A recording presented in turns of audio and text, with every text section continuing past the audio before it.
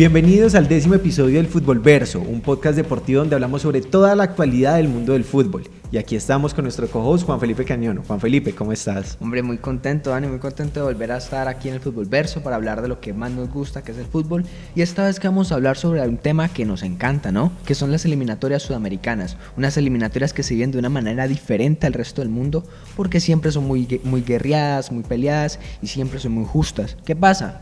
Esta vez es un poco diferente, ¿no? Ya solo van a clasificar o van a quedar por fuera solamente 3 y van a clasificar 7. Pero de igual manera, como te digo, se ven de una manera muy distinta al resto del mundo. Así es, para mí las eliminatorias más competitivas y hasta hace poco más difíciles del mundo. De pronto ahora el tema de la dificultad cambia por ese nuevo sistema que implementó la Conmebol, pero que realmente a mí me gusta porque es un cupo más, o bueno, un cupo y medio más para ver a Colombia en un mundial, que eso es algo que me llena siempre de emoción y alegría. ¿Siguen siendo las más competitivas del mundo? Yo creo que sí, o sea, a pesar de que, como bien decimos, ya se amplían los cupos a 7, creo que por la calidad de los jugadores que están en estas eliminatorias, sí lo son. Porque pues digamos que en Europa hay jugadores muy buenos y selecciones muy buenas, pero los grupos, de acuerdo a las clasificatorias, quedan siempre un poco disparejos, ¿no? Desbalanceados, están como unas potencias muy grandes y otros equipos que no son tan relevantes. O sea, nomás en esta fecha FIFA, Portugal le metió 9 goles a Luxemburgo y eso es lo que se ve en la gran parte de las fechas como eliminatorias de Europa. Exacto. Aparte de la Eurocopa. Exacto, a eso me refiero. Son pocas las veces en las que, por ejemplo, en un grupo pueden conseguir dos grandes selecciones y que eso termina perjudicando a la segunda que quede por fuera, como vimos el caso del Mundial pasado, como lo fue con Italia, ¿no? Que terminó quedándose por fuera en un grupo que parecía que iba a terminar clasificando. Sí, digamos que la única dificultad que yo veo de estas eliminatorias es ese tema de que en los grupos van a ir unos, el segundo va a repechaje y que luego realmente ahí se enfrentan pesos pesados. Puede quedar por fuera Italia, casos como el de Macedonia del Norte que logró llegar hasta la última fase del repechaje pero que al final no logra pasar, y son esas cosas que uno dice, bueno, de pronto es un poco más difícil en esa última instancia. Estamos hablando de las eliminatorias europeas, ya vamos a ir a hablar acerca de las eliminatorias sudamericanas, pero quiero hacer un comentario rápido porque dos grandes entrenadores fueron despedidos de sus respectivos equipos y selecciones en esta fecha de eliminatorias en Europa. Fernando Santos ya no es más el técnico de Polonia y Hansi Flick de Portugal. De Polonia. Ya no es más el técnico de Polonia porque Fernando Santos estaba en Polonia. Ah, sí, me confundí. Y Hansi Flick ya no es más el técnico de Alemania. Exacto, sí, yo creo que lo de Hansi Flick lo habían aguantado demasiado porque pues venía dando unos resultados que no eran para una selección de la categoría y del tamaño de Alemania. Un técnico que venía de ser ganador de un sextete, mostrando un fútbol pues muy bueno, un despliegue sensacional, llega a una Alemania a asumir un reto mayor, diría yo, porque pues siempre es más difícil dirigir a una selección. Y bueno, creo que no quisiera decirlo de esta manera, pero siento que le queda un poco grande porque pues nunca pudo cohesionar su equipo, nunca pudo como lograr que el equipo tuviera una regularidad y se vio minimizado por algunos equipos o algunas selecciones que no eran de su categoría. Además perdió muchos partidos antes de este inicio o reinicio de estas eliminatorias a la Eurocopa, quedó por fuera del Mundial y vemos algo muy curioso, y es que Hansi Flick sale y luego Francia pierde frente a Alemania, una Alemania que jugó totalmente diferente a como jugaban con Hansi Flick. Me parece que Hansi Flick es un gran entrenador, pero siento que se está encasillando en lo que puede ser considerado One Hit Wonder, pero en el mundo de los entrenadores. Tuvo una grandísima temporada con el Bayern, pero después de eso realmente con Alemania, que era su prueba de fuego, más allá de lo que hizo con el Bayern y que por eso va a ser recordado, no dio la talla. Sí, es que sin duda con lo que hizo en el Bayern, yo creo que entró en los libros de historia, pero puede correr ese riesgo que tú dices, que sea un One Season Wonder, como se le puede denominar, que es una muy buena temporada y de resto se queda ahí, como que no termina de florecer.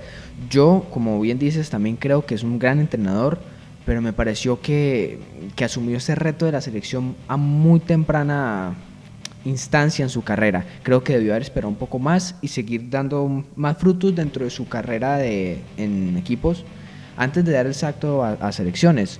Y eso que en el Bayern habrían podido respaldar el proyecto porque es un equipo que respalda mucho ese tipo de proyectos deportivos, y el hecho de que, listo, ganó un sextete pero que se va por ese afán de decir, listo, en este momento ya estoy en una posición donde Alemania está interesada en tener mis servicios, creo que se apresura un poco y pudo haberse quedado perfectamente en un equipo como el Bayern Múnich, que tenía una plantilla que tenía perfectamente todo para ganar otra Champions. Sí, yo coincido totalmente. Creo que pudo haber esperado un poco más. Si en tan poco tiempo había logrado un sextete, ¿qué pudo haber logrado con más tiempo? Esa es la pregunta y la incógnita que nos queda ahora, porque yo creo que quizás con esa regularidad que venía mostrando, el Bayern hubiera estado para cosas muy grandes.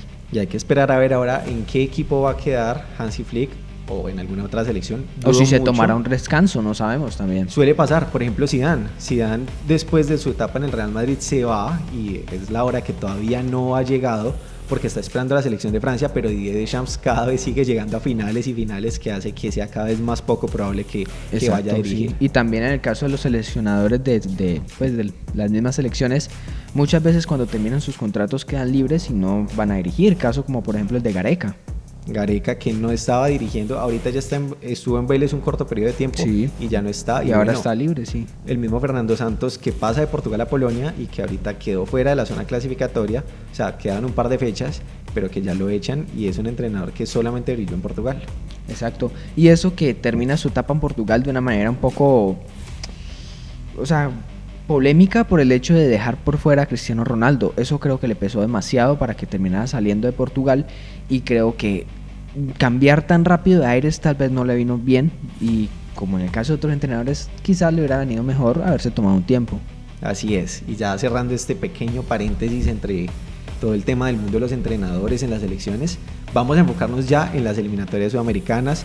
Ya se jugaron las 2 primeras fechas, hubo bastantes emociones, así que lo que vamos a hacer es lo siguiente: vamos a coger cada una de las selecciones de abajo hacia arriba en la tabla y vamos a analizarlas, vamos a analizar cómo le fue en sus 2 partidos, cómo creemos que estuvo, y bueno, vamos a empezar con la selección de Bolivia, la eterna selección que nunca puede llegar a un mundial, que siempre está y empieza mal en las eliminatorias. ¿Cómo viste a Bolivia en estas eliminatorias? Bueno, yo creo que más de lo mismo. Como bien dices, pues la verdad, siendo sinceros, creo que Bolivia, a pesar de que antes era muy fuerte en La Paz, ahora estamos viendo algo que nos deja fríos.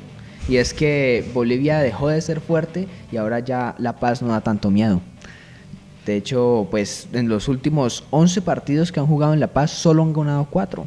Y es que La Paz siempre, o sea, por lo menos veíamos a los jugadores de Argentina llegar con botellas de oxígeno para enfrentar estos partidos, pero en este caso se vio algo diferente, porque es que llega Argentina a Bolivia y hay hinchas bolivianos que tenían la camisa de Argentina y que están apoyando a las selecciones. Le tocó salir a Marcelo Moreno Martins a decir: venga, está muy bien que les gusta Argentina, pero cuando juega contra nuestra selección nos tienen que apoyar a nosotros porque somos el país y la selección que los representa.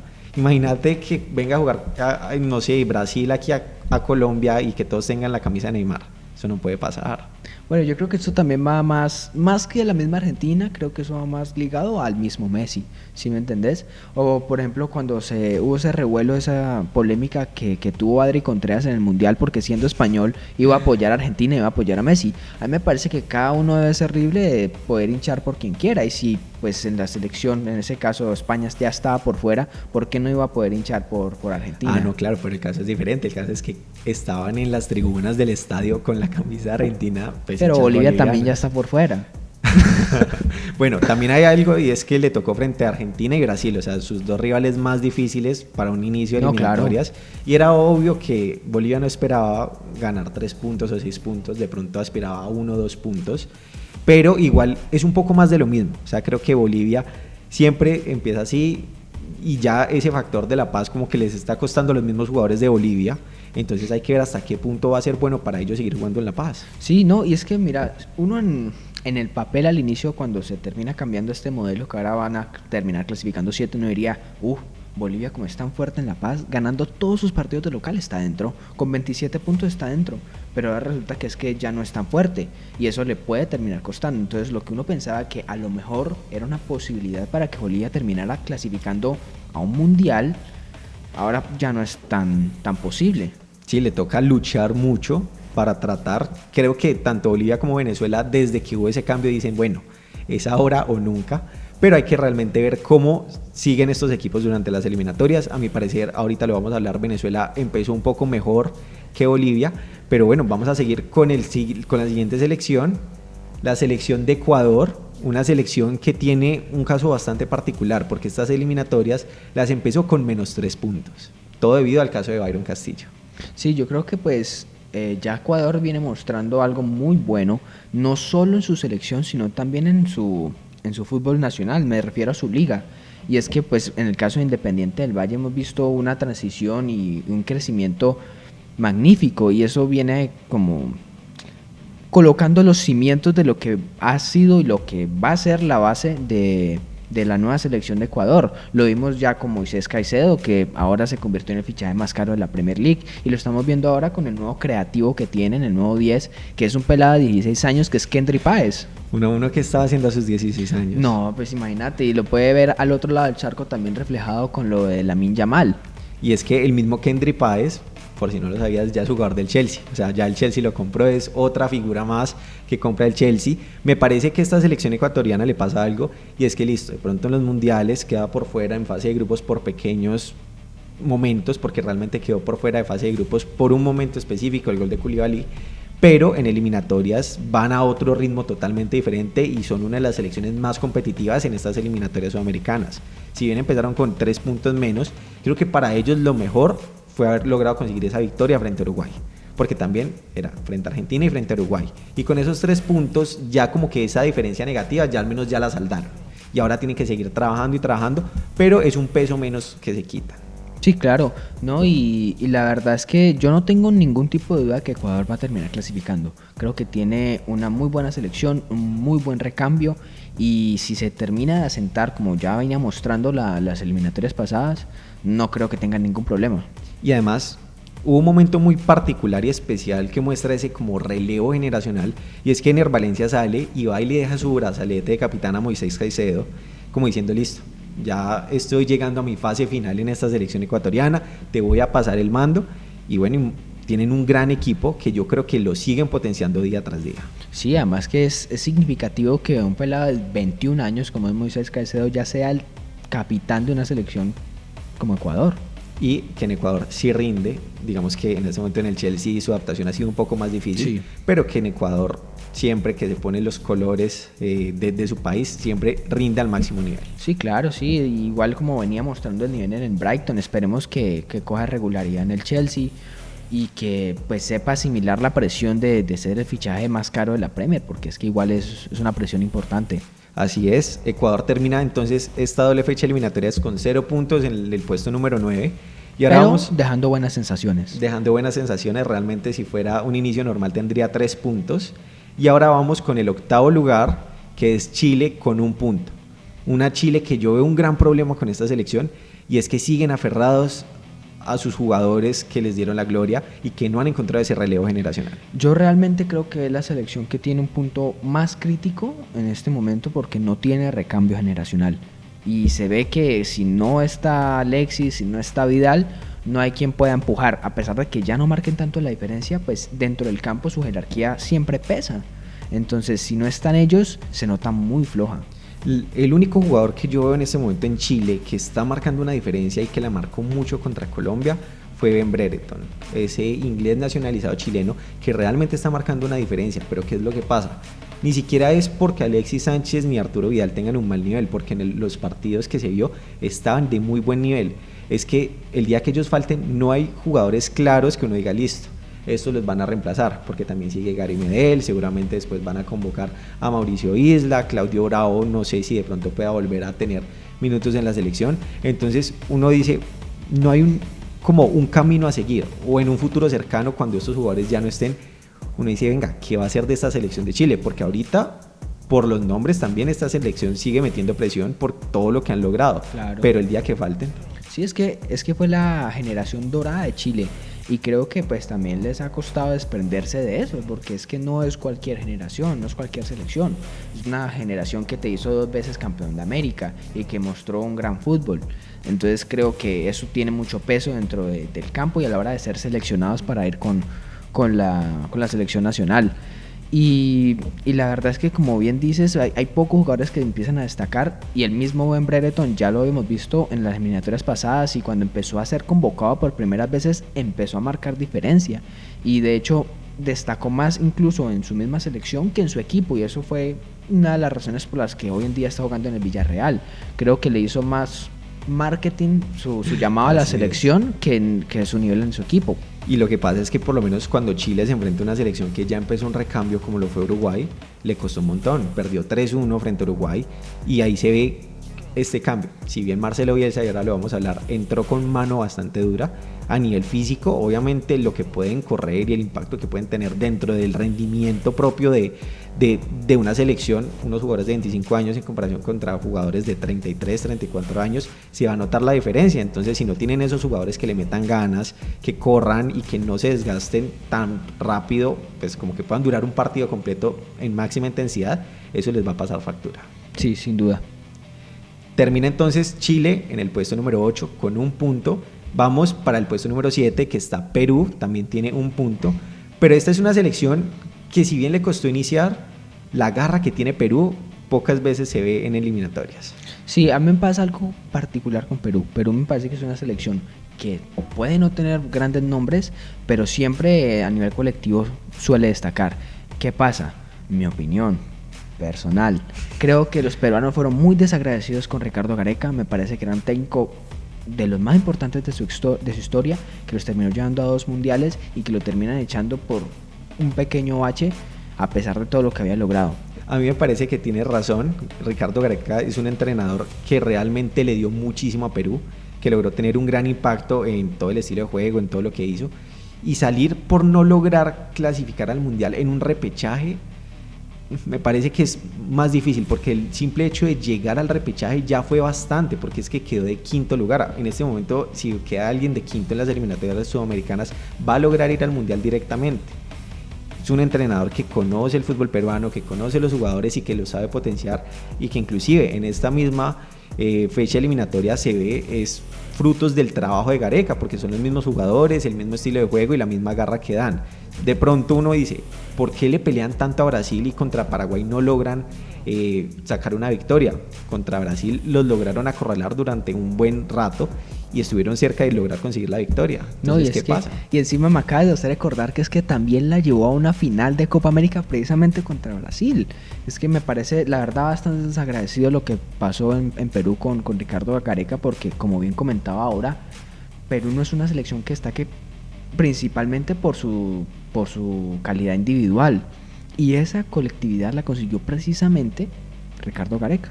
Así es, y a través de la garra de aguantar por lo menos a un ídolo y referente como lo es Pablo Guerrero, que ha estado con muchísimas polémicas, pero que por lo menos Ricardo Gareca siempre ha estado ahí apoyando. También siguen jugadores como Advíncula, Josimar Yotun, Eduardo Galese.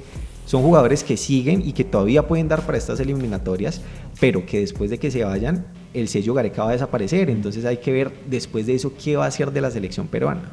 Sí, la verdad es que ahora mismo es un poco incógnita, pero creo que le puede alcanzar todavía ese legado que dejó Gareca para que Perú termine clasificándose. Así es, de momento están de séptimos con un punto. Vamos a la sexta posición, que es Paraguay. También tiene un punto. Digamos que por ser las primeras fechas se ve mucho esto, equipos que comparten la misma cantidad de puntos, no se sacan tantas diferencias, pero a mí me preocupa mucho esta selección de Paraguay. Si bien está en este momento de sexta por temas como de otros factores externos pues a los simples puntos, creo que esta selección de Paraguay le está costando y le va a costar mucho en esta eliminatoria, a pesar de tener grandísimos jugadores como lo puede ser Miguel Almirón. Yo creo que al igual que mencionamos lo de Chile como un punto crítico, el estado de la selección paraguaya también es crítico, porque de los últimos 10, 11 partidos que han jugado, solo han marcado en uno. Y eso ya muestra una falta de eficacia grave que puede terminar costándole la clasificación. Ya pasó en el Mundial pasado, ya pasaba pues en las últimas eliminatorias, pero a Paraguay le está costando mucho y tampoco ha encontrado un recambio generacional fuerte, a pesar de tener jugadores muy destacados como el mismo Miguel Almirón. Inclusive yo diría que la crisis de Paraguay es peor que la crisis de Chile, porque al menos Chile en Copa América ha logrado destacar un poco más que Paraguay, porque es que Paraguay no se le ha dado ni en Copa América ni en las eliminatorias. Vemos que es una selección que históricamente hasta 2010 siempre tenía una constancia de ir a los mundiales, de pronto no tanto como selecciones como Uruguay o Argentina, pero lograba llegar a varias citas mundialistas, incluso está dentro del histórico de selecciones como una de las que más ha ido a los mundiales, pero que desde 2010 en adelante no han logrado conseguir eso que tenían con, por ejemplo, Néstor Aedo Valdés, con Oscar Cardoso. Se está perdiendo un poco esa esencia y lo que tú dices, no hay un recambio claro y tienen jugadores de muy buen nivel y me preocupa mucho porque en la cancha no generan mucho. Entonces, listo, le sacaron un empate a Perú, pero luego más allá de eso perdieron con Venezuela y no sé, creo que peleará un posible repechaje, un sexto lugar o inclusive quedarse por fuera. Y lo más grave es que irónicamente, como mencionaste algunos jugadores, Paraguay ha tenido jugadores goleadores, ha tenido jugadores con mucho gol y precisamente ahora es lo que le está faltando. Entonces, ¿no termina siendo algo irónico? Sí, creo que todo lo que tiene que ver con estas eliminatorias, como es tan largo y como pueden cambiar tanto, puede ser un poco cambiante, pero de inicio como que ya vemos ese patrón de que a Paraguay le falta gol y ya vimos con Colombia en las eliminatorias pasadas, si no haces goles te vas a quedar por fuera. Claro, claro, y eso es algo que tienen que mejorar sí o sí o buscar una solución porque si no van a terminar por fuera. Así es, con eso siguen en la sexta posición con un punto y vamos a una grata sorpresa que es la quinta posición, que es Venezuela, que tiene 3 puntos, una selección que a mí en esta fecha eliminatorias fue de las que más me sorprendió, tanto en el partido en Barranquilla como en su partido frente a Paraguay. Si bien en Barranquilla no logran conseguir la victoria, sí logran conseguir una victoria agónica en Paraguay frente, pues con un penalti de Salomón Rondón, y yo digo, ¿será que se da el sueño de que Venezuela pueda ir por primera vez en su historia mundial? Creo que es ahora o nunca para Venezuela, porque realmente con ese cambio que hemos mencionado a lo largo del video de formato, tienen que pelear hasta el último momento, porque además, a comparación de otras selecciones, Venezuela sí tiene una buena generación que viene ahora, tiene una buena camada que está surgiendo. Se vale soñar para el pueblo venezolano, creo que es el momento para tratar de luchar para meterse al menos a un repechaje. Y lo bueno es que sigue teniendo esas figuras. O sea, a ver, el tema del recambio generacional es bueno siempre y cuando se guarden 1 o 2 referentes de sus antiguas generaciones. Claro. En este caso, Tomás Rincón y Salomón Rondón. Si tienen estos 2 jugadores que son referentes, que son líderes dentro de la cancha y que pueden guiar a estos jugadores nuevos que tienen poca experiencia para que se puedan hacer, como para que puedan enfrentar a estos países. Pueden decirles, no sé, en La Paz va a ser un partido más difícil, contra Uruguay hay que guerrear más, contra Brasil es de pronto defender un poco más. Y esos pequeños detalles creo que hacen la diferencia. Si bien ya no está Pekerman en Venezuela, desde el final de las eliminatorias pasadas a mí me parece que Venezuela mejoró considerablemente. Ese efecto Pekerman dejó ahí ciertas cosas bastante positivas y hay que esperar a ver cómo se siguen dando los partidos. Pero si Venezuela consigue tener varias victorias en casa o sacar, no sé, empates, creo que puede soñar. Sí, y no solo el mismo Pekerman, sino con Dudamel. Yo creo que ese cambio, esa nueva camada viene desde el mismo Dudamel y ha ido creciendo y me parece que puede darle cosas interesantes a Venezuela. Y además recordemos que Venezuela logró salir subcampeona de un Mundial Sub-20 que fue más o menos en 2019, 2020, entonces ahora si se desea esa generación se pueden empezar a utilizar ciertos jugadores de esa camada para apoyar un poco. Una generación que ya está acostumbrada a esa presión, a estar en un mundial, que eso en selección de mayores todavía no se ha dado y que creo que pueden aprovecharlo al máximo y hay que esperar a ver entonces cómo va, pero de momento están de quintos con 3 puntos. Sí, así es. Ahora seguimos con la cuarta posición, que es Uruguay, una selección que tiene en este momento 3 puntos y un nuevo entrenador. Creo que aquí es bastante valioso hablar sobre el tema de los entrenadores, porque antes de la clasificación al Mundial, Washington Tabárez sale, llega un nuevo entrenador, ese entrenador está durante el Mundial, se acaba el Mundial y sale, y ahora llega Marcelo Bielsa, el loco, que por lo general siempre cuando llega a sus equipos llega con mano bastante firme, y hubo bastante polémica, porque ni siquiera convocó a Luis Suárez ni a Cavani, ni siquiera los llamó. Sí, creo que el error de Marcelo estuvo más bien en la forma en que la hizo, porque pues no los comunicó, siendo ellos unos referentes históricos de Uruguay, pero creo que es una decisión dura de tomar, pero que es necesaria en cierto modo, porque hay que buscar un recambio y precisamente en una selección como Uruguay que acaba de salir campeona sub-20, sub-17, sub-20, tiene que aprovechar ese nuevo recambio. No hay que esperar más tiempo porque tiene que ir haciendo la transición, mezclar jugadores con experiencia con la nueva camada que viene en camino. Además porque me pareció ver que en esta convocatoria la media de edad era de 23.6, algo así, y eso es realmente sorprendente. Sí, para una selección como Uruguay, que uno siempre se está acostumbrado a ver a los Suárez, a los Cavani, a los Muslera, a los Martín Cáceres, de pronto ver que ya su capitán es Federico Valverde, que de por sí me parece una gran decisión ante la ausencia de estos grandes jugadores, sí, puede chocar un poco porque dice, venga, listo, está bien que haya nuevos jugadores, pero es que cambiaron de repente. Sí. De pronto la forma, como bien lo dices, no estuvo tan bien por el estatus de leyenda, pero de pronto sí los podría haber llevado, no sé, tenerlos de pronto como un recambio, claro, algo como lo que está haciendo en este momento Néstor Lorenzo con James Rodríguez, pero no aislarlos de todo porque, claro, igual sabemos que el loco toma esas decisiones y no le importa lo que piense la gente, pero es un poco de respeto hacia lo que hicieron esas leyendas por su país. Sí, y la verdad es que creo que tarde o temprano los volverá a llamar.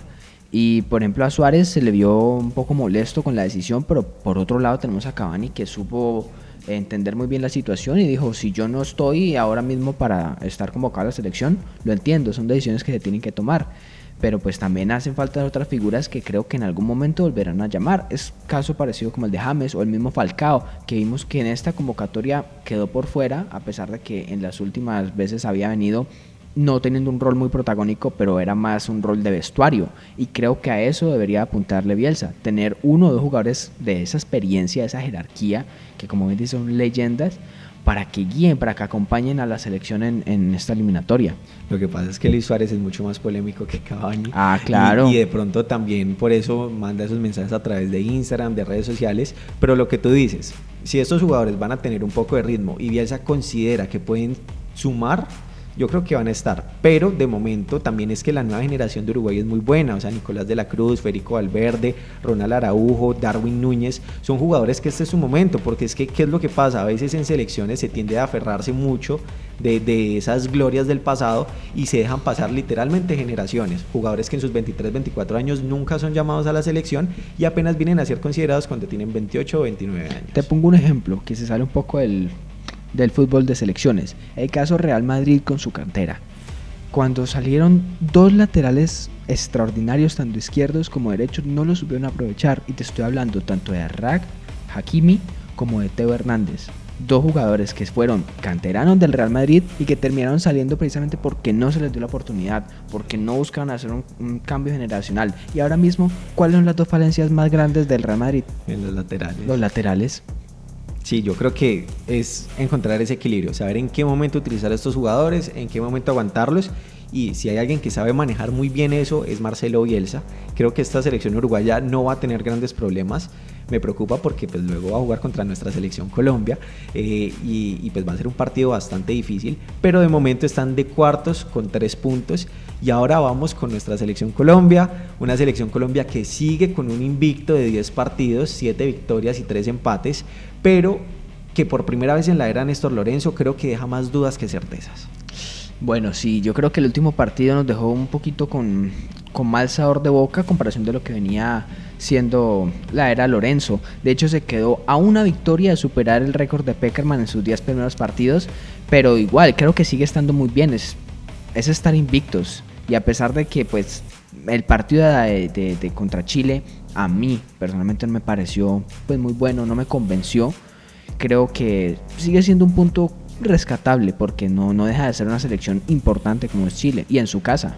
Es que llegar y jugar en Chile es complicado, o sea, Colombia históricamente cuando ha ido a Chile se le ha dificultado bastante, los partidos no han sido fáciles, ha logrado sacar de pronto alguno que otro punto, pero es que eso, sumado al estado de la cancha, era un partido realmente muy difícil. Sí, la verdad es que históricamente siempre ha sido complejo, pero la verdad también es que últimamente a Colombia no se le ha dado mal, ¿sí? No ha conseguido ganar, pero ha puntuado en 6 de sus últimas 7 visitas a Chile, y eso es la verdad es destacable. Creo que para los chilenos es más preocupante esa estadística que para nosotros sea algo como muy bueno, ¿sí? Igual tiene que ser destacable, y como bien dice el estado de la cancha, pues era muy malo, era paupérrimo, pero creo que no se le puede dar o sea, como que eso no puede coger mucho peso dentro del trámite del partido, porque al fin y al cabo la cancha es para los dos.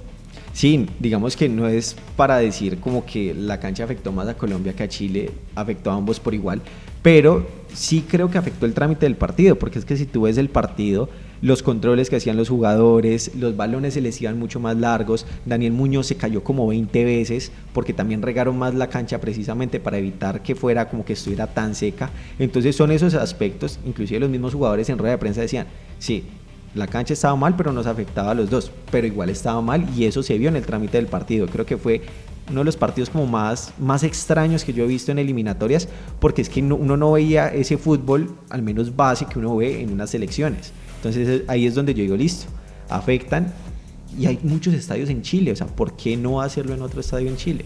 Sí, y no prever es que podía ser o que podía estar en esa situación la cancha luego de un concierto de tal magnitud como fue el de Bruno Mars.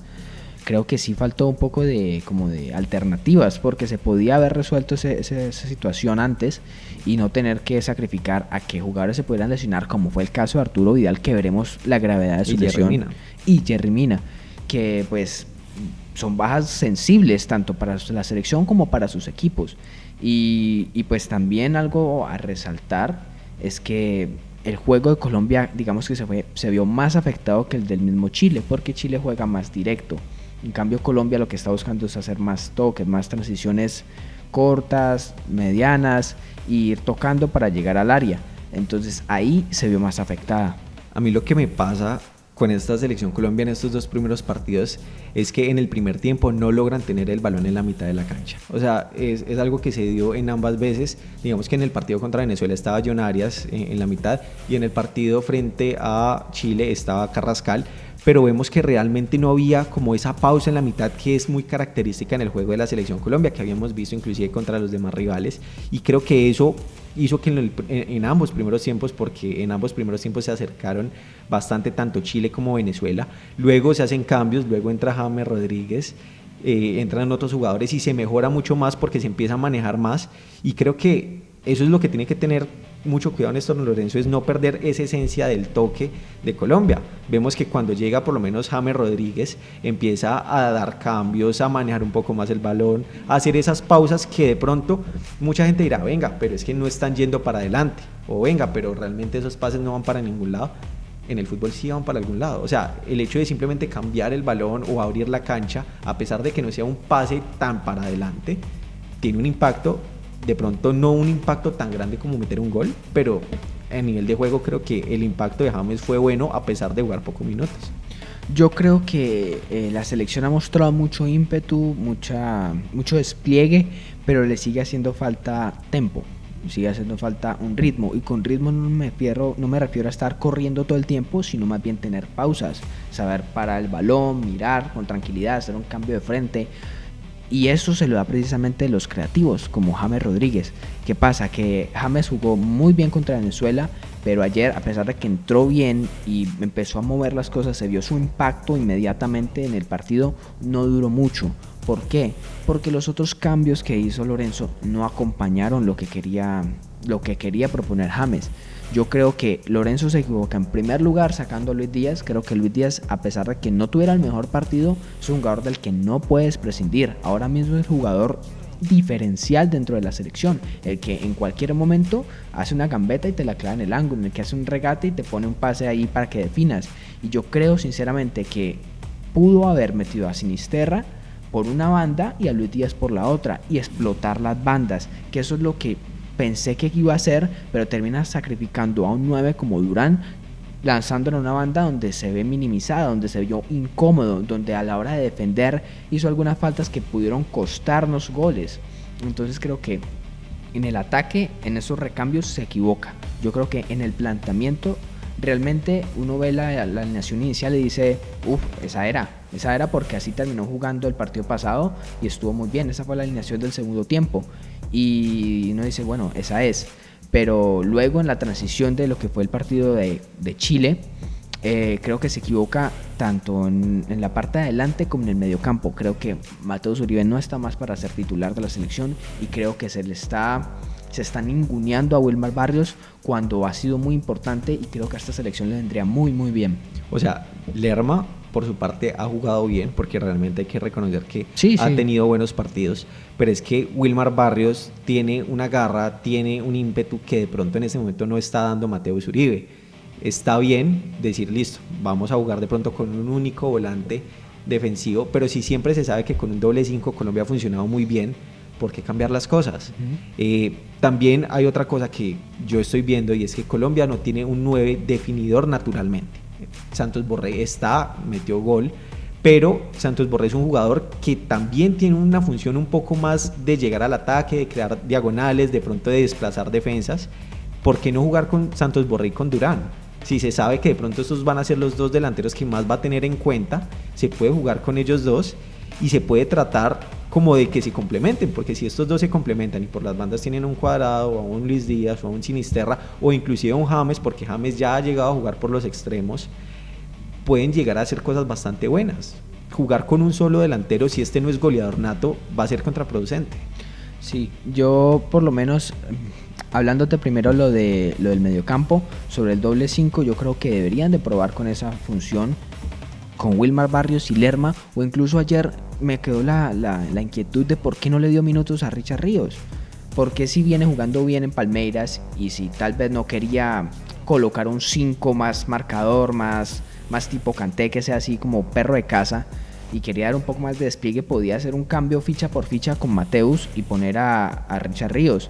Pudo haber probado por ese lado, porque creo que es que se veía que Mateus no estaba, se le iba larga la pelota, no aportaba, cuando daba pases era para atrás. Creo que con Venezuela pudo jugar mejor que lo que se vio ayer con Chile. Y ya lo de la parte adelante puede ser, hay que probar a ver cómo funcionarían los dos nueves. Y a pesar de que Colombia, pues con Falcao tuvo un 9 excepcional, luego de la era Falcao, pues hemos visto que Colombia ha adolecido muchísimo del gol, a pesar de que James en su momento asumió esa batuta y siendo mediocampista tenía mucho gol. Si no estaba James, pues había carencias, y eso lo hemos visto, a pesar de que Muriel, que Duván Zapata en sus equipos destacaban muchísimo, en la selección nunca pudieron demostrar o tener regularidad. Igual también lo de James como goleador no tendría por qué haber sido, porque por lo general James o ese tipo de jugadores es más para que pongan muchas asistencias, que asumió ese rol, está muy bien, Sí. pero lo asumió ante la falta de delantero, y eso se vio inclusive en el Mundial de Brasil 2014, claro, faltó Falcao, entonces James asumió llegar, tratar de tirar al arco. Fue un efecto mariposa, como se Sí. diría. Si Falcao no se hubiera lesionado, nunca hubiéramos visto esa función o esa versión goleadora de James Rodríguez. Así es. Quiero también volver un poco sobre Richard Ríos, porque me parece que este jugador, como Luis Díaz, tienen como ese aire de fútbol brasileño que de pronto se puede aprovechar muy bien. Es un jugador que, de pronto, a diferencia de Mateus, tiene el hambre de jugar su primer partido con la selección, sabe que es una oportunidad que de pronto hasta hace mucho tiempo no iba a tener, porque recordemos que él ni siquiera había empezado como futbolista profesional, sino como jugador de fútbol sala. Él va a Brasil, se queda en Flamengo, porque ahí llegan, lo ven y dicen, venga, quédese por acá, y empieza a jugar y debuta en Palmeiras y juega en Palmeiras y se gana su puesto. Entonces es un jugador que tiene toda esa esencia, primero del fútbol sala y luego del fútbol brasileño, para poder aprovechar. Entonces, ¿por qué no inventar un poco? Dejar que hagan lo que quieran con el balón. Sí, aparte que, como hemos visto, ha hecho unos buenos goles, hemos visto que ha tenido remates de larga distancia muy buenos, y eso es un arma que muchas veces se infravalora dentro del fútbol. Creo que deberían los técnicos también de apostar un poco más a que los jugadores que tienen buena pegada tiren desde afuera, porque muchas veces están bloqueados, hay dobles, cuatros, marcando, defendiendo, y no hay por dónde entrar. El tiro lejano también es un arma que muchas veces no se utiliza, y Richard Ríos ha demostrado que lo tiene, James ha demostrado que lo tiene, el mismo Quintero, que ese es uno de los puntos bajos que deberíamos hablar ahora, porque me parece que el partido contra Chile entró y no se vio, no lo vi por ningún lado. Pero bueno, volviendo a lo de Richard Ríos, creo que hubiera sido bacano verlo algunos minutos, y más con el nivel que mostró ayer Mateus Uribe. Así es, me parece que también, yendo un poco, Quintero entra frente a Chile más como para no dejarlo sentado sin que jugara, porque siento que era más el partido de Venezuela para un Quintero que el partido de Chile para un Quintero. Sí. O sea, si se sabe que Colombia no tiene tanto el balón y ya de por sí con un James se maneja un poco eso. No hay necesidad de meter a otro creativo, sino meter a un jugador que de pronto corra más o que busque un poco más el área, que sea una referencia un poco más arriba. Pero igualmente creo que cumplieron. O sea, a pesar de todo uno dice, venga, hay más dudas que certezas ni nada. Pero para ser honestos y realistas, Colombia está de tercero con 4 puntos de 6 posibles. Colombia sigue invicto y está invicto en esta fecha de eliminatorias. Y también hay que alabar las cosas buenas que ha logrado Néstor Lorenzo, porque es que hace mucho rato no se veía un entrenador que en sus 10 primeros partidos lograra tener 0 derrotas. O sea, para la selección Colombia eso es algo importante, y vemos que no era simplemente la magia de Néstor Lorenzo en los amistosos, que le ganó a Guatemala, que le ganó a México. No, sino que realmente algo está haciendo bien, y mucha gente era muy escéptica con Néstor Lorenzo porque solamente había dirigido en Melgar, pero ahora ya se ve que realmente tiene madera, y yo creo que puede pelear bien en estas eliminatorias. Yo he de decir que era un poco escéptico con lo de Lorenzo, precisamente porque solo había dirigido en Melgar, pero me daba cierta esperanza el hecho de que hubiera formado parte y hubiera sido el asistente técnico de la época dorada de la selección, que fue con Pekerman. Entonces, el hecho de que él conociera ya a algunos jugadores que están todavía en la selección, que supiera cómo manejar el grupo, que hubiera vivido ese proceso de ir a un mundial 2 veces también acompañando a Pekerman, digamos que me da un poco más de tranquilidad. Me daba como ciertas dudas, pero a la misma vez tenía bastantes expectativas, y la verdad es que a mí lo de Néstor Lorenzo me ha gustado. Creo que es importante que Colombia con 10 partidos siga invicta. Me parece muy bueno y me parece que es algo a destacar. ¿Qué pasa? El único pero que yo le he visto hasta ahora de la selección fue la lectura del partido que hizo ayer en Néstor Lorenzo. Me parece que los cambios no fueron acertados, a pesar de que el planteamiento inicial sí, porque por meritocracia, de acuerdo a lo que veníamos viendo, era bueno el planteamiento. Creo que la lectura no estuvo bien. Por ejemplo, el cambio a Quintero. Si iba a explotar más las bandas, ¿por qué metió a Quintero? Terminó sacrificando a Johan Durán, dejándolo por una banda, cuando lo vimos muy incómodo.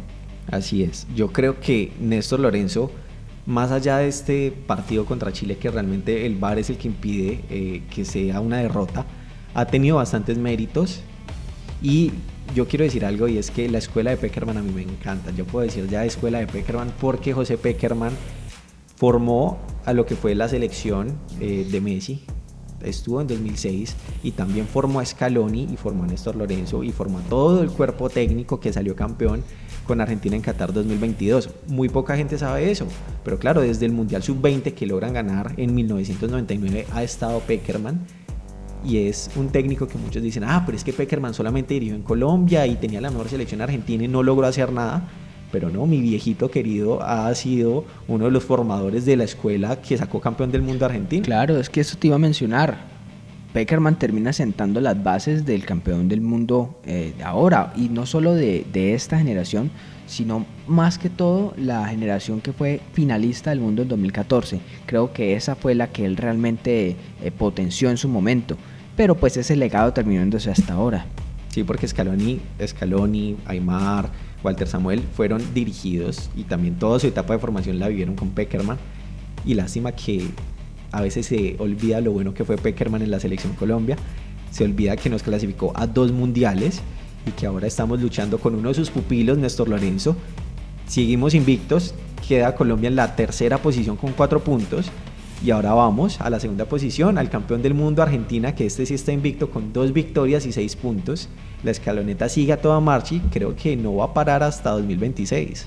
Yo creo que sobre todo el partido contra Bolivia, vi un equipo que jugó con aura de campeón del mundo. Creo que ahí demostró su jerarquía, y más con la ausencia de Messi. Creo que vimos una Argentina muy sólida que demostró por qué es campeona del mundo, y el hecho de hacer 3 goles en La Paz precisamente hace mostrar toda su categoría. Yo creo que esta Argentina también le demostró algo al mundo, porque es que todos decían, listo, Argentina salió campeón del mundo, pero pues estaba Messi. Pero ahorita en La Paz, donde realmente los periodistas, habían varios periodistas argentinos que trotaban antes del partido como en televisión en vivo para ver si hacía el mal de altura, y se tenían que sentar porque no podían correr, y estos jugadores jugaron como si estuvieran en el patio de su casa, corrieron. Julián Álvarez corrió todo el partido y mostró que realmente esta selección argentina es mucho más que Messi, pero en el buen sentido de la palabra, porque es que Messi, si hubiera sido cualquier otra selección, listo, estaba con cansancio muscular, terminaba y se devolvía para Miami para celebrar el cumpleaños de su hijo, como debería ser, pero Messi decidió quedarse, viajar hasta Bolivia, inscribirse como auxiliar de Scaloni para poder acompañarlos en la cancha, y eso muestra que esta selección, más que un equipo, es una familia. Sí, y digamos que en esta selección, a pesar de que Messi sea dentro de las selecciones donde ha estado Messi, es el más referente dentro del plantel, creo que es la selección menos Messi dependiente de todas en las que ha estado Messi, porque por ejemplo lo vimos en el Mundial 2018, lo vimos en el mismo Mundial 2014, Argentina y el mismo Barcelona dependía muchísimo de lo que hiciera Messi. Si Messi no aparecía, ellos no destacaban, buscaban siempre dársela a Messi, siempre buscando a Messi. Cambio, esta Argentina que ha construido Scaloni no siempre busca a Messi, se apoya en Messi, pero no es que siempre quiera buscarlo. Obviamente que es un plus y lo demostró en el Mundial y siempre lo va a demostrar en los partidos importantes, pero ya no es que tenga que estar en el centro Messi para que la cosa funcione. Así es, e inclusive se dio su impacto, por ejemplo, en el partido frente a Ecuador, un partido que fue bastante cerrado y bastante peleado, pero que Messi en una jugada, en un tiro libre, logra anotar un gol que le da la victoria a su equipo. Exacto. O sea, está en los momentos importantes, tanto dentro como fuera de la cancha, pero el juego no pasa totalmente por sus pies, que eso era algo que se le criticaba mucho a la selección argentina antes de la llegada de Scaloni. Sí. Sigue siendo diferencial, que es lo importante y lo que realmente marca la diferencia. Y sigue haciendo historia, porque con ese gol Messi se convierte en máximo anotador de toda la historia de las eliminatorias sudamericanas, junto con Luis Suárez con 29 tantos. O sea, que muestra que sigue más vigente que nunca, y esto agiganta más su leyenda. Sin duda. Y bueno, ahora que Luis Suárez no está siendo convocado y creo que difícilmente vaya a tener una regularidad dentro de las convocatorias, creo que Messi va a tirar la larga y se va a quedar con ese reconocimiento con muchos goles más.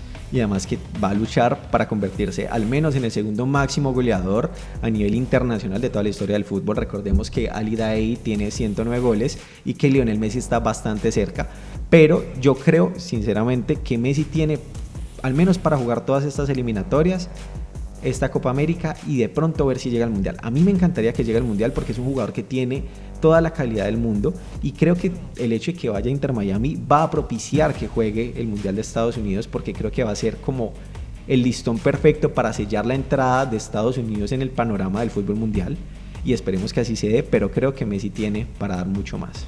Él dice que no sabe, que todavía no sabe si sí o no, pero yo cada vez lo veo más posible. Y más pensando en que del último mundial al siguiente ya no son 4 años, sino que son 3 años y medio. Ya la distancia se ha cortado, ya faltan 3. Y estando en Estados Unidos, creo que también va a haber presión por el mismo gobierno, quizás de Estados Unidos, que le diga juegue el mundial. Uno no sabe, es un marketing más para el país, y por eso termina siendo tan importante su llegada a la MLS. Potencia no solo al Miami, sino a la liga en general, y eso es un abrebocas tremendo para lo que va a ser el mundial. Igual lo que está claro es que Messi está contento, tanto a nivel de selección como a nivel de clubes. Está disfrutando esta etapa, va a poder alargar mucho más, porque si en este momento estuviera, no sé, un poco más contrariado, uno diría, bueno, listo, llega de pronto hasta la Copa América y abandona, como lo anunció Ángel Di María, pero creo que Messi va a seguir. Yo te digo algo, si Messi hubiera, en vez de haber llegado al Miami, hubiera ido al Barcelona, no creo que jugara el próximo mundial, pero ahora creo que es más posible. Es más, si Messi hubiera regresado al Barcelona, yo creo que se hubiera retirado, se retiraría, o su fecha de retiro sería más pronto que cuando llega allá. O sea, creo que Messi va a alargar mucho más su carrera, e inclusive creo que en algún momento de su carrera va a decir, venga, yo quiero ir a Newell's a jugar. ¿Quién sabe? Ojalá. Yo la verdad, más allá del amor que pueda tener Messi, creo que es muy difícil que Messi termine jugando en Argentina por temas de logística, por temas de seguridad. O sea, que el mejor jugador de tu historia, quizás yo creo que para la mayoría, está entre Messi y Maradona, pues los mismos argentinos, que el mejor jugador vaya a jugar a tu liga, al equipo de tu ciudad, eso va a ser una locura, y creo que Argentina quizás no está preparada para hacer la logística de esos partidos cada 8 días, y eso puede pesar. Y pues lo mismo, Messi no va a vivir igual de tranquilo en Estados Unidos que en Argentina. Por más de que sea su país, no va a poder salir a la calle como está haciendo ahora en Estados Unidos, no va a poder disfrutar con sus hijos, con su familia, con su esposa, salir a comer, salir al cine, hacer cosas que tal vez hace muchísimo tiempo no hacía y que ahora sí está haciendo. Y creo que esa es una de las razones por las que él termina yendo precisamente a Miami. Así es. Con esto cerramos un poco lo que es la selección argentina. Está empatada con puntos con la selección brasileña, tiene 6 puntos, está en la segunda posición, el aura de campeón del mundo y la escaloneta va a todo vapor. Pero está esta selección que siempre está de primera en las eliminatorias sudamericanas, casi siempre, que es la selección de Brasil, que logró conseguir 2 victorias, una goleada enorme frente a Bolivia 5-1 y la otra un partido bastante peleado frente a Perú, que logró un 1-0 con un gol de Marquinhos al final del partido. ¿Cómo ves a esta selección brasileña que está también en un medio experimento porque tiene a Diniz, el entrenador de Fluminense, y que posteriormente en teoría va a llegar a Ancelotti en esta primera doble fecha eliminatoria? Yo, por lo menos en lo que fue en la previa a los 2 partidos, vimos unas declaraciones de los jugadores en los que decían que pues este era un fútbol diferente, que Diniz quería plantear algo distinto a lo que se venía planteando por Tite. Y a pesar de eso, creo que hemos visto como un buen performance de la selección brasileña. Creo que lo ha hecho bien y que con el pasar del tiempo irá sentando la idea y ganará regularidad. Ahora, tengo una duda. No sé cómo se logra ensamblar y cómo vaya a ser cambiar en un año la idea que está planteando Diniz por la que va a traer Ancelotti. ¿Qué pasa si Diniz la empieza a romper? ¿Va a terminar cortado su proceso? O sea, eso es algo que me deja como un poco como dudoso, porque pues sería algo injusto el hecho de que Diniz empiece a ganar y a gustar y a golear y tenga que cortar su proceso porque pues ya se tenía un preacuerdo con Ancelotti. ¿Y qué pasa si Ancelotti llega y no funciona? Yo creo que es una situación difícil, pero creo que también como va a llegar, creo que Ancelotti antes, si no estoy mal, antes de la Copa América, de pronto no va a ser tanto ese problema para Diniz. Creo que puede ser hasta una buena jugada para la Federación Brasileña, porque Diniz es un entrenador bastante joven, que igual en este momento sigue enfocado en el Fluminense y que a nivel del continente tiene uno de los mejores estilos de fútbol, un poco yendo más a las raíces de lo que es el fútbol brasilero. Y creo que a largo plazo ellos dicen, venga, este puede ser un entrenador que nos puede volver a traer una Copa del Mundo, pero creo que tener la posibilidad de que Ancelotti, un entrenador con tanto renombre, vaya a entrenar a Brasil, a una selección, que es algo que nunca ha hecho, creo que tampoco la van a desaprovechar, porque también Ancelotti conoce a Vinicius, conoce a Rodrigo, conoce a Militao y ha tenido siempre una muy buena relación con los jugadores brasileños. Entonces creo que no es un entrenador que esté tan alejado de lo que puede ser la cultura del fútbol brasileño y que también hemos visto que los ha potenciado de una manera muy buena. ¿Qué pasa si no funciona? Bueno, está Diniz. Sí. Y ahora algo que se me acaba de ocurrir, ¿qué pasa si Diniz se convierte en el asistente técnico de Ancelotti? Sería bellísimo. Puede ser una solución, la verdad, para no cortar ese proceso de golpe y seguir con algo de la idea, o por lo menos buscar una transición más amigable y que logre cohesionar bien las dos ideas. Creo que es algo que podría suceder y podría también hacerse como se está haciendo ahora con Diniz, que sea al mismo tiempo seleccionador o bueno, asistente técnico en ese caso de Brasil y que lleve al Fluminense. Creo que es una opción que se podría tantear. Sí, tener esa experiencia internacional con este talento y la tan conocida Ginga brasileña, creo que podría ser algo bastante bueno, porque también los brasileños son muy reacios con el tema de entrenadores extranjeros, pero recordemos que en Palmeiras estaba el Ferreira, que es portugués, en Flamengo ha llegado Jorge Jesús, que también es portugués, y han logrado ganar Libertadores. Entonces creo que poco a poco Brasil ha abierto sus puertas a que entrenadores que no necesariamente sean brasileños 100% lleguen y ayuden en su fútbol. Y estuvo sonando en su tiempo Guardiola también. Guardiola en una selección brasileña también sería una cosa de locos. Aunque sería algo un poco distinto a lo que quiere plantear ahora Brasil al volver a ese juego más brasilero que lo ha caracterizado. Pero a mí me parece que Guardiola creo que no encajaría en una selección de momento. O sea, más que todo por el tema de que Guardiola es muy de trabajar cada aspecto de juego de cada uno de los jugadores. Le gusta tener el control de todo. Le gusta tener el control de todo, y en una selección uno no tiene el control de todo, empezando que no va a tener la misma plantilla siempre. Entonces, obviamente puede ser un bonito reto para Guardiola, pero iría un poco en contra de todo lo que fundamenta él como técnico. Sí, yo creo que es algo que puede sonar difícil, pero también creo que tarde o temprano Guardiola va a asumir ese reto, ya sea acá en Sudamérica, que lo veo más difícil si no es una Brasil o una Argentina, y eso que en Argentina lo veo aún más difícil porque ¿cuántos técnicos no argentinos han habido en Argentina? No. Es muy difícil, más bien en Brasil, porque pues el resto de selecciones no creo que puedan asumir la ficha de Guardiola. Que venga para Colombia. No, pues imagínate, es que el problema es la ficha, lo que costaría traerlo. Y ya en Europa quizás sea más probable. Así es. Quiero hablar un poco también acerca de un tema y es Neymar Jr.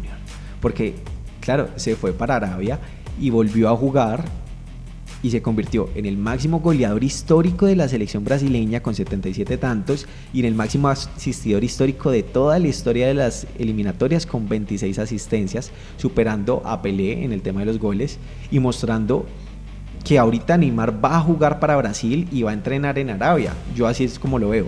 La última gran oportunidad de Neymar está en esta selección, en esta próxima Copa América y en este próximo Mundial. No, y es que la verdad Neymar todavía está entero, Neymar tiene muchísimo fútbol todavía para dar. Y si se sigue tomando en serio el fútbol, así sea en Arabia, porque pues ahora la Liga Árabe está muy bien competida y va a haber varios equipos muy bien reforzados, si logra tener un buen nivel, creo que a Brasil le va a seguir viniendo muy bien. Neymar es un jugador que tiene mucho para dar todavía y lo ha demostrado, así no estando en su mejor momento sigue marcando la diferencia y cuando quiere jugar, pues es de los mejores del mundo. Y se vio su gran nivel que seguía. Y yo creo que Neymar tiene todo, o sea, tiene todos esos elementos. De pronto también un factor es que ya no tiene esa presión de estar siempre bajo el foco mediático, que eso también puede llegarle a ayudar. Pero creo que Neymar está claro que quiere seguir en la selección brasileña, se le vio en ambos partidos jugando, guerreando, compitiendo, tirando gambeta. Y creo que ahí esa mezcla entre lo que fue Neymar en el Santos y lo que es Diniz como entrenador, creo que van a hacer que vuelva a esos orígenes. De pronto no va a llegar y va a coger y se va a gambetear a todo el equipo, pero sí vamos a ver un Neymar de nuevo mucho más brasileño en su estilo de juego, donde le van a abrir las puertas y le va a decir juegue como crea que sea lo mejor. Yo creo que Neymar va a ser uno de los más beneficiados y de los que más contentos se va a sentir con la llegada de Diniz, precisamente por eso que tú dices, se va a sentir libre, va a sentir que puede jugar más libre de lo que puede haber jugado en Europa o lo que jugará en el mismo Arabia, no sé. Creo que es uno de los grandes beneficiados. Así es. Ahora, última pregunta antes de terminar. ¿Cuál fue el mejor jugador en esta doble fecha eliminatoria? Yo se lo doy a Neymar, precisamente por lo que acabamos de comentar. Volverse el goleador histórico de Brasil superando a nada menos y nada más que a Pelé y convertirse en el máximo asistidor en la historia de las eliminatorias, creo que se lo tengo que dar a Neymar. ¿Para vos? Sí, no, para mí Neymar o premio como global Argentina. O sea, de pronto no como colectivo específico, sino Argentina como colectivo, porque creo que a pesar de esa primera fecha que fue un poco más guerreada contra Ecuador, lo que mostraron en La Paz era como corroborar por qué fueron campeones del mundo. Entonces, si fuera un jugador Neymar y si fuera un equipo Argentina. Bueno, y ahora yo tengo dos preguntas para vos. La primera, ¿crees que Bielsa logrará repetir lo que hizo con aquella Chile que fue y la que sembró las bases de la generación dorada de Chile? ¿Logrará repetir eso con Uruguay? Sin duda. Tiene los jugadores, tiene de pronto no tanto el apoyo en este momento, pero tiene los jugadores, tiene las ganas y tiene la locura de que lo va a hacer, quieran o no. Entonces no va a haber obstáculos. Tiene determinación. Así es. Así pase por encima de quien sea. Bueno, y la otra, ¿en qué posición va a quedar Colombia? Colombia va a quedar de cuartos en esta eliminatoria. ¿Cuartos? Bueno, pero eso me hace pensar, entonces, ¿quiénes van a ser los tres primeros? Argentina. Primero. Brasil de segundo y de tercero Uruguay. De quinto Ecuador y de sexto Venezuela. Pero las dice todas. Sí. Yo realmente quiero que Venezuela clasifique al menos a un repechaje. No, y lo que mencionamos ahora, creo que es ahora o nunca. Es ahora o nunca. Queremos agradecerles a todos los que están conectados viendo nuestros videos, nuestros episodios. Gracias especiales también por todo el apoyo que recibimos a la entrevista con Alex Viveros. Queremos que también nos dejen en sus comentarios cómo les pareció este episodio quién creen que fue el mejor jugador de esta fecha eliminatoria, el mejor equipo de esta fecha eliminatoria, algún momento. Todas las opiniones son válidas, todas las vamos a leer, todos vamos a estar siempre pendientes de ustedes. Y bueno, Juan Felipe, por favor, despídete de la audiencia. Bueno, ya empieza a tomar forma lo que va haciendo esta nueva temporada, las eliminatorias. Próximamente va a arrancar la Champions League, que tendremos un episodio especial hablando de la fase de grupos y haremos nuestras predicciones, no solo de la fase de grupos, sino hasta la final. Diremos quiénes van a ser nuestros campeones. Y bueno, como ya dijo Daniel, en los comentarios pongan sus expresiones, lo que les pareció esta doble fecha. Y bueno, dejen también en qué posición va a quedar Colombia y cuáles van a ser la lista de los clasificados al Mundial.